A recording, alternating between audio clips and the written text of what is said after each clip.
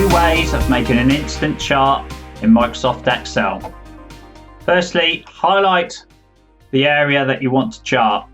First shortcut, Alt F1, gives you an instant chart in the same sheet.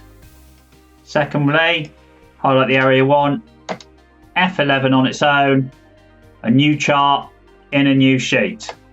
Once you've got this chart, you can change the design and the format and even the chart type using the standard toolbar buttons in Excel. I've pulled together this one-page cheat sheet of all the everyday essential Excel shortcuts. I'm giving this away today completely free. Just click on the link and I'll send you this straight away. Don't waste any more time in Excel. Get this free cheat sheet right now. Click the link.